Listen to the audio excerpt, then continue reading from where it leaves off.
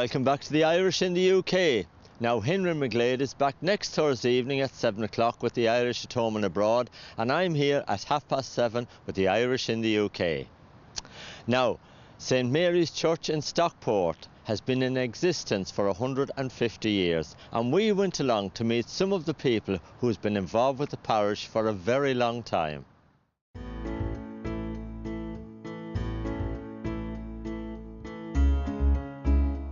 Roger, how long have you been a parishioner here at St Mary's? I've been a parishioner here for 20 years, where I've made lots of friends within the parish and see it expand slowly but surely.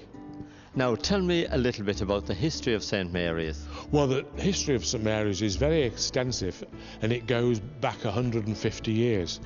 One of the most remarkable things that happened in that period was in 1931, when a bishop in America, who was related to the parish priest here, gave all these lovely stained glass windows to the parish. And another remarkable thing happened a few years later, when there was a miracle reported about a crown of roses that existed for 5 months on the statue of Our Lady. This was brought people in from all over the world to see this supposed miracle. But after 5 months, it was eventually realised that the altar boy kept changing the roses. So no miracles after all that? No, but the marvellous tribute that this supposed miracle gave the church was the Carrara marble altar and sanctuary, which came from Italy, which is behind me now. And of course, in the Great War, a lot of parishioners from this parish died in that war, didn't they? Yes, unfortunately, yes. We have a brass plaque with 81 parishioners' names on it, which is to the right of the altar. Now, Maggie, of course you've been involved in this area for a long time as well, but you're involved in slightly something different. It's called I Love Heaton Norris. Tell me about it. That's correct. Roger and I joined a small group of people who are residents in the area because we realised of the 4 Heatons in Stockport, and we're Heaton Norris, it seemed the poorer area. So we thought, what can we do? So we asked all the locals, what is it you'd like to change in the area? And of course they loved it because it's so local to the town centre, the city centre, Manchester, the airport, etc.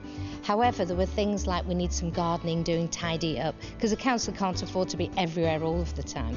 So we got a group together who were interested in tidying up, make raised beds. You can go on our website and see a beautiful raised bed, and we've put flowers in there in a really tatty area just behind the local pub that nobody really thought anything of, but now it's lovely, it's blooming. So that's one of our successes, really. We were very fortunate to have our historian in the area join our group, and he's written books about the history and in the area. So he actually came to us and said, would you like me to do a walking trail? So he's designed a leaflet, one of these, which I'm sure you'll be able to look at later, that opens up, and in there are lots of different areas that you move from one to the other, and there's little bits of history about each place underneath the photograph. And this church is in that, and the miracle is mentioned too. Maggie, you were born in County Mayo. How long have you been in Stockport? Since I was 4, so that's quite a few years, since 1958.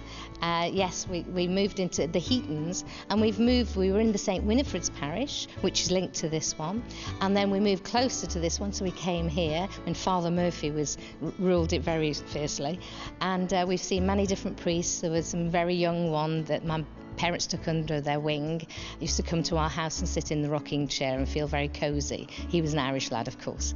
So yes, my Irish family are very warm to this parish.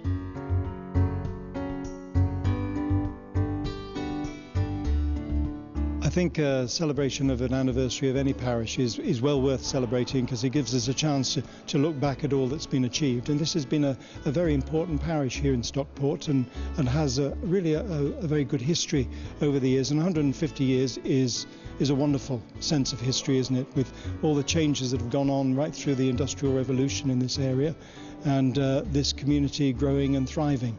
And we've met quite a few of your parishioners that's been here for 60, 70 years, which is great to know. That's right, and even the organist this evening has just told me that she'd been playing the organ here for 70 years, so that's quite an achievement. There was a priest here who was here for the celebration of the centenary when he was a young priest 50 years ago. So there's a great sense of continuity in the history of the church in the Diocese of Salford. It's always worth celebrating. Yeah, and St Mary's is hidden away here in Stockport. I actually never knew where it was until we come up here tonight. It's a lovely church, nestling in the hills, you could say. Well, yes, of course, it was right in the centre of a residential area until they put the motorway in, and we're now on a precipice just hanging over the motorway, which of course makes this church really quite inaccessible for an awful lot of people, unfortunately. So the planning there wasn't really for our benefit. Now, Bishop John, I know that you've had a very special meeting last Wednesday. Tell me a little bit about it. Well, last Wednesday we launched what we call Hope in the Future, and in the cathedral nearly all the parishes of the diocese were represented by priests and people. The place was packed, and we have launched what we believe is the right pastoral response to our consultation. We spent a lot of time thinking about the parishes and the structure of the diocese in a geographical sense, and now this is our pastoral response, because Pope Francis is asking us to be missionary disciples in mission parishes, and that's going to take a good deal of learning and relearning, and so we're now on the way. And the first stage is about parishes looking at themselves to see what there is already there to celebrate the good work that's being done and to be able to share the best practice. Now, with the amalgamation of churches coming together, obviously it's going to mean it more difficult for the older generation, older parishioners to get to church. How do you see that working out? Well, with the size of the Diocese of Salford, even with the closures of about 20 churches, no one's going to be very far from a church at all. But I think that it's part of looking at our parish life to make sure that people are never isolated or forgotten about or alone or marginalised within our communities. Is there quite a lot of consultation still to go on about this, about which churches are going to be closed and where they're going to be closed and so on? No, we've had a full consultation with the people of the diocese and with the priests, and we have our plan, and now that's got to be implemented. And a lot of those amalgamations will go ahead now because there are several priests retiring, so this is an opportunity to make the right decisions now. Some other amalgamations will come a little bit later, but I hope that they'll all be in place in 2 or 3 years. And the consultation began nearly 2.5 years ago. So we've taken our time, but I think the plan is as good as we can make it, and now we've got to implement it for everyone's good.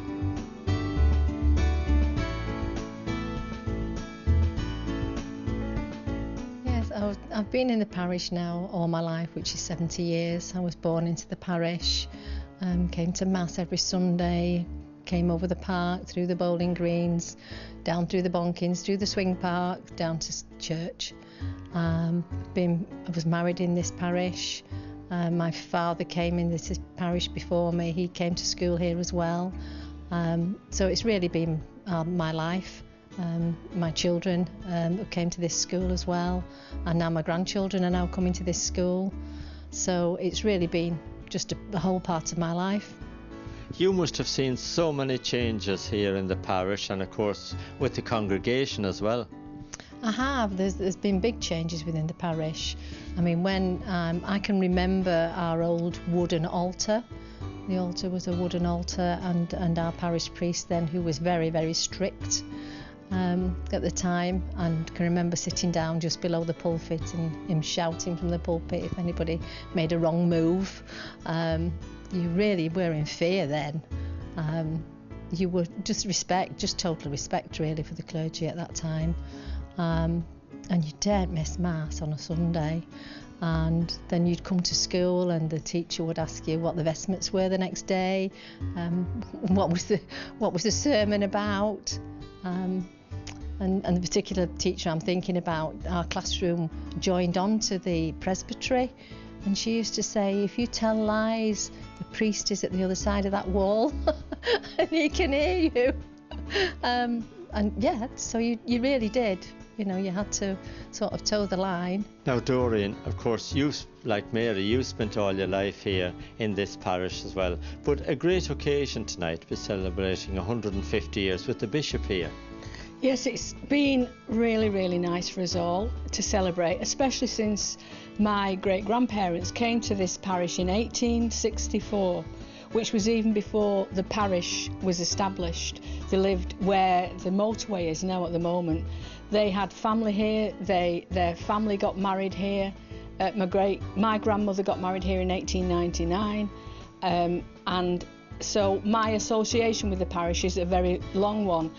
And I think that the tradition of church and everything that went on at church, you had the Agnesians, they held dances, they had socials. It was the heart of the community, and it's been very changed in the last 50 years since the motorway came. The parish was cut in half, and it's a very sad day to think that we might close sometime, but I can see that the way things are, it's inevitable that eventually some things have to change.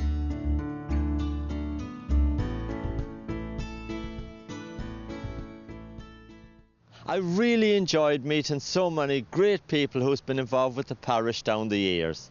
Now, we hope you've enjoyed tonight's show. Don't forget, we're back next Thursday evening at 7 o'clock for the Irish at home and abroad, and 7:30 for the Irish in the UK. Thank you for watching.